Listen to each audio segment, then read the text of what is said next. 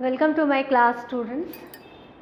अभी मैं आप लोगों के सामने class 7 honeycomb chapter 1 session 7 poem the squirrel करने वाली हूँ।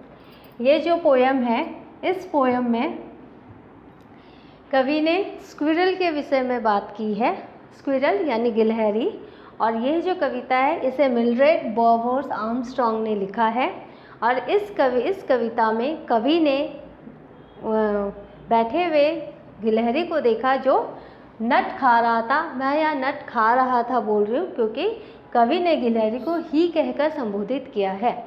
हम जनरली हिंदी में गिलहरी को फीमेल वर्जन में बोलते हैं, जैसे शी, गिलहरी जा रही है, दौड़ रही है, परंतु यहाँ कवि ने इसे ही कहकर संबोधित किया है, इसीलिए मैं इसे ही कहकर ही संबोधित करूँगी। यहाँ पर गिलहरी आप देख रहे हो, गिलहरी एक टहनी पर है और ये नट खा रहा है और इसकी जो पूँछ है वह क्वेश्चन मार्क बनी हुई है। तो जो चीज़ कवि को बहुत ही आकर्षित करती है वह है इसके पूँछ का यह जो रूप, इसके पूँछ का जो शेप है ये एक क्वेश्चन मार्क बनाता है। तो कवि ने पहली ही पंक्ति में लिखा है, he wore a question mark for tail. वह क्वेश्चन मार्क अपने टेल पर बनाती है, टेल यानी पूँछ। And overcoat of grey, और इसकी जो बॉडी है, कवि को ऐसा लगता है कि जैसे गिलहरी की जो बॉडी है, जो उसका शरीर है, उसे एक तरह का ओवरकोट पहना हुआ है। ओवरकोट आप जानते हो जाड़े में हम पहनते हैं, या ओवरकोट जो ऊपर से नीचे तक कोट होता है। He sat up straight to eat a nut. जो गिलहरी है वो सीधी बैठकर, गिलहरी यहाँ सीधी बैठकर नट खा रहा है। देखो आप, ही सेटअप स्ट्रेट, सेटअप स्ट्रेट, सीधा है गिलहरी का जो पोस्चर जो है सीधा है और वह नट खा रहा है। अब यहाँ है ही लाइक टू, यहाँ पर यहाँ तक जो कवि ने उसके फिजिकल डिस्क्रिप्शन क्या है, वह उसका जो टेल है वह क्वेश्चन मार्क बनाता है और उसने ओवरकोट ऑफ ग्रे पहन रखा है। उसकी जो बॉडी है वह एक ओवरकोट ऑफ ग्रे की तरह है। और उसको खाने में क्या पसंद है, उसको खाने में नट पसंद है, जो कि इसके टेस्ट को बताता है। उसको क्या चाहिए कि टेस्ट को बताता है कि वो नट खाता है। अब इसकी जो आदत है, गिलहरी की क्या आदत होती है, गिलहरी यहाँ पर कवि ने जो देखा है, उसने देखा he like to tease and play. यहाँ पर हम हमेशा जो व्यक्ति होते हैं उनके लिए ही यूज़ करते हैं, तो यहाँ गलती से भी पोएट के विषय में नहीं सोचना है, क्योंकि यहाँ पोएट ने, जो कवि है, उसने गिलहरी के लिए ही शब्द का इस्तेमाल किया है।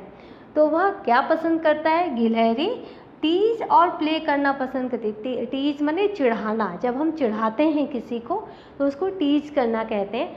तो गिलहरी टीज करना पसंद करता है और यहाँ खेलना पसंद करता है। तो वो कैसे कवि को ऐसा लगा कि जो गिलहरी है वो टीज करता है या खेलना पसंद करता है।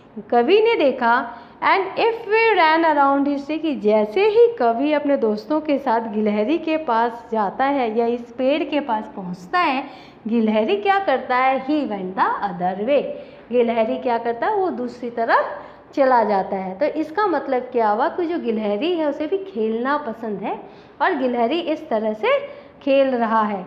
यहाँ पर आप देखो, यहाँ पर उसकी जो आदत है, he like to teach and play and if we ran around history he went the other way.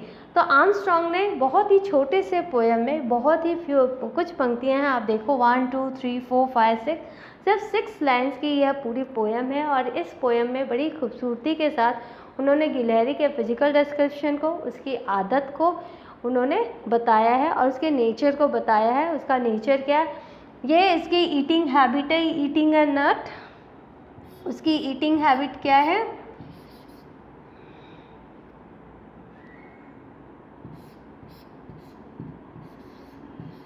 Eating habit और नट पसंद करता है। क्या है, नट खाता है, जो कि हार्ड सेल्ड होती है, आपको पता है, नट बादाम। और उसका नेचर क्या है, ये है इसका नेचर। उसका स्वभाव क्या है? नेचर। गिलहरी का स्वभाव क्या है? Nature. He like to tease and play. तो आपको कुछ ऐसे क्वेश्चंस पूछ सकते हैं हम लोग। पहले है कि उसके टेल का क्या, उसके टेल का शेप क्या है? आप कहेंगे क्वेश्चन मार्क बनाते हैं। उसका शरीर कैसा लगता है? ऐसा लगता है जैसे वो ग्रे ओवरकोट पहन रखा है।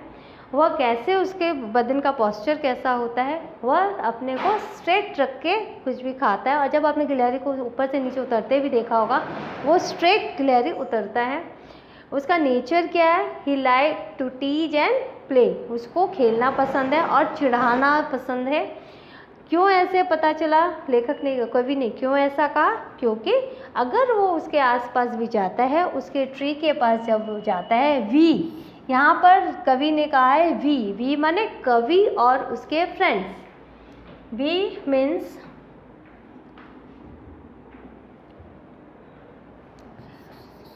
वी द पोएट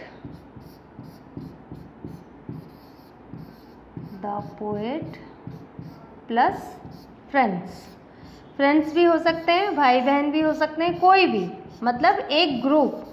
कवि अकेला नहीं। वी मतलब ये वी प्लूरल है। वी जो है वो मोर देन वन को दिखाता है, प्लूरल है, ये प्लूरल है। तो वी मोर देन वन को दिखाता है। तो बहुत सारे बच्चे जब वो पेड़ के पास जाते हैं, मोर देन वन, एक से ज़्यादा, तो गिलहरी क्या करता है? तुरंत दूसरी तरफ चला जाता है और वो छुपने की कोशिश करता है और यह नज़रों से ओझल हो जाता है। तो हम इस पोएम के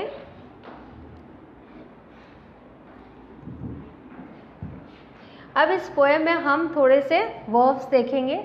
आपने देखा ये है वोर का मतलब होता है, ये जो वोर है ये पास्ट फॉर्म है वेयर का।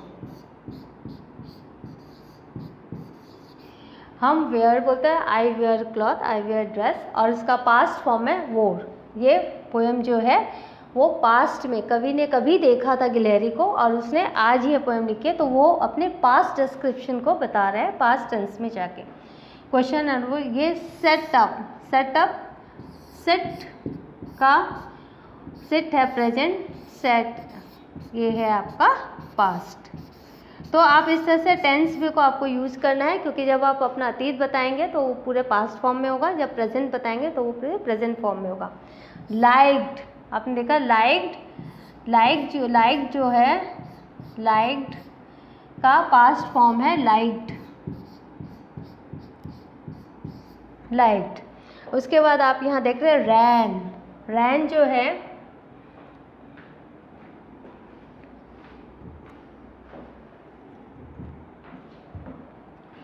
रैन जो है वो रन का पास्ट फॉर्म है, प्रेजेंट फॉर्म है run. This is the past and this is the present.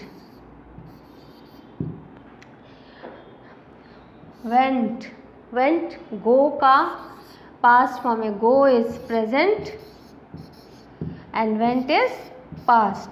तो इस तरह से आपने देखा कि हमने कितने सारे नए वर्ड्स, नई क्रियाएं, नए वर्ब सीखे पास्ट टेंस में, और उसका मैंने प्रेजेंट आपको बताया है। तो ये बहुत ही इम्पॉर्टेंट है।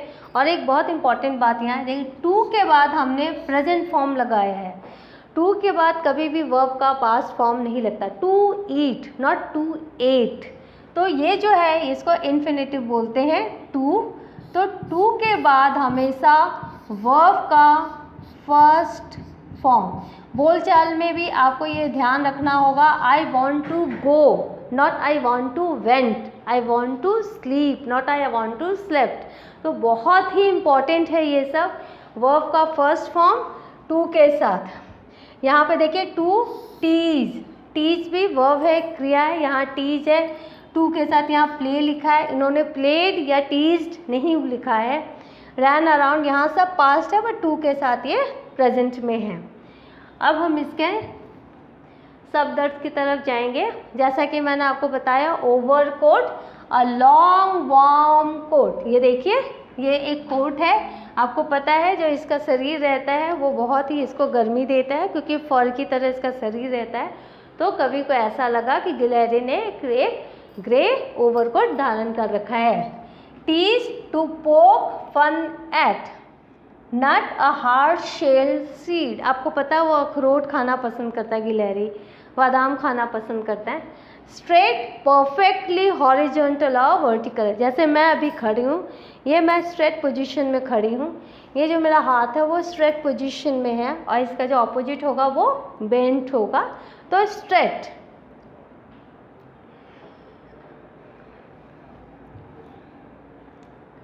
अब मैं थोड़े इसके डेफिनेशंस ऑफ ग्रामर बताऊंगी। क्या क्या ग्रामर आपने इस पर्टिकुलर 6 लाइन के पोएम में आपने देखा है, क्योंकि ये बहुत ही ज़रूरी है व्याकरण जानना, ग्रामर जानना, ताकि आप इसको अपने डेली कन्वर्सेशन में भी यूज कर सकें। यहाँ पर हमने बहुत सारे कॉमन नाउन देखे। अब आप देखो, मैं फिर से पोएम की तरफ जा रही हूँ। यहाँ कॉमन नाउन है, आप देखो यहाँ पर tail, tail common noun, overcoat common noun, nut common noun. इसके बाद स्क्विरल इटसेल्फ, यहाँ चूँकि द स्क्विरल लिखा हुआ, वैसे squirrel is a common noun. Tree, tree is a common noun. उसके बाद आपने देखा कितने सारे यहाँ पे कॉमन नाउन आए हैं। अब हम देखते हैं यहाँ वर्ब। वर्ब जैसे मैं बता रही थी आपको जब मैंने पोएम पढ़ाया था, वो past form of wear, eat, tease, play, ran past form of run, went past form of go, like past form of like. यहाँ पर हम देख रहे हैं वर्ब फ्रेज। आपको बार बार मैं हर क्लास में बताती हूँ फ्रेज किसे कहते हैं। जो फ्रेज होता है, फ्रेज होता है वो ग्रुप ऑफ वर्ड होता है, ग्रुप ऑफ वर्ड्स होते हैं जो जिनका ग्रुप ऑफ वर्ड्स होते हैं जिनका कोई मीनिंग नहीं होता, विदाउट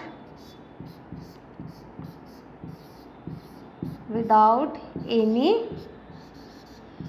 सेंस, जब तक कि वह सेंटेंस से न जुड़े।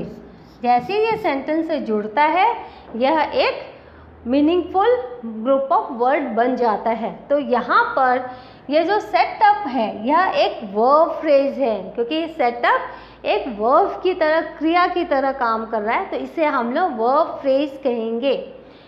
रैन अराउंड, रैन आपको पता है रन एक वर्ब है, रैन अराउंड चारों तरफ, रैन अराउंड, तो यह भी एक वर्ब फ्रेज है। कहाँ पर घूम रहे हैं? चारों तरफ, तो यह भी एक वर्ब फ्रेज। वैसे रैन अराउंड का कोई मतलब नहीं है, ग्रुप ऑफ वर्ड्स हैं, चारों तरफ दौड़ना, चारों तरफ। लेकिन जब सेंटेंस में ये जुड़ता है तो यहाँ देखिए ये सेंटेंस ऐसे बन जाते हैं, we ran around his tree. तो यहाँ पर आप देखिए, यहाँ आप देखिए we ran around, ran around अपने आप में कुछ नहीं है, एक ग्रुप ऑफ वर्ड है। लेकिन जब वी रैन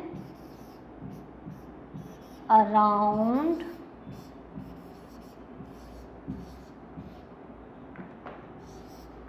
हिज ट्री,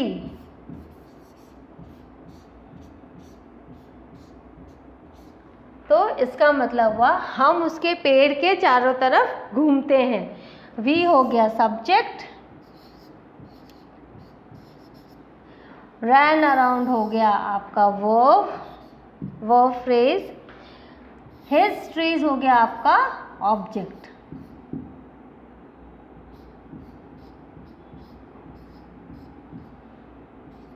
तो आपने देखा we ran around his tree, तो सब्जेक्ट, वर्ब एंड ऑब्जेक्ट। तो इस तरह से हमने एक मीनिंगफुल सेंटेंस बनाया। तो यह जो पोयम है द स्क्विरल, बहुत छोटी पोयम है, आर्मस्ट्रॉन्ग ने लिखी है। आप भी अपने आसपास नज़र दौड़ाइए, गिलहरी को देखिए, उसकी कोई भी विशेष आदत आपको पसंद आती है तो आप उसको लिखने की कोशिश कीजिए। और भी कई तरह के प्रकृति की चीज़ें हैं, जैसे चिड़िया हैं, बहुत ही कुछ ऐसी चीज़ें, इनके पर्टिकुलर कोई भी आपको कैरेक्टरिस्टिक्स अगर समझ में आता है तो इसी तरह एक छोटी छोटी पोएम्स बनाइए और इस स्क्विरल की तरह उसमें एडजेक्टिव्स जोड़िए और उनको और भी ज़्यादा मज़ेदार बना के आप आसपास के लोगों को सुना सकते हैं। और ये आर्मस्ट्रॉन्ग आपको इस बात की प्रेरणा देते हैं कि पोएम छोटी भी हो सकती है और बड़ी भी हो सकती है। तो आज हमने जो ये पोएम किया, इस पोएम में हमने नाउन सीखा, वर्ब सीखा और वर्ब फ्रेज जाना, और पोएम में गिलहरी के विषय में जाना, उसे क्या पसंद है, उसकी विशेषता क्या है, उसका स्वभाव क्या है और उसका शरीर कैसा लगता है। यहाँ पर आपने देखा he wore a question mark for tail, उसकी जो पूंछ है वो बिल्कुल क्वेश्चन मार्क की तरह लगती है।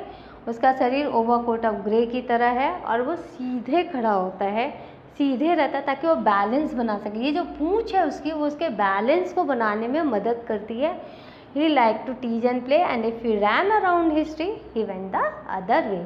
तो इस तरह से ये पोएम यही समाप्त होती है। और यहाँ पर जो कवि ने जो पहले जो कुछ लाइन लिखी है, you may have seen a squirrel sitting on the ground eating a nut, what did it look like. ये देखिए, इसी का इसमें आंसर है। Here is a poet's description of just such a squirrel. वह पोएम क्या, वह स्क्विरल कैसा लगता है, उसी का जस्ट एक छोटा सा डिस्क्रिप्शन है। तो हमारा यह पोएम आज यही समाप्त होता है। नेक्स्ट क्लास में हम इसके क्वेश्चन आंसर्स के विषय में जानेंगे और आपको मैं इसके विषय में बताऊंगी।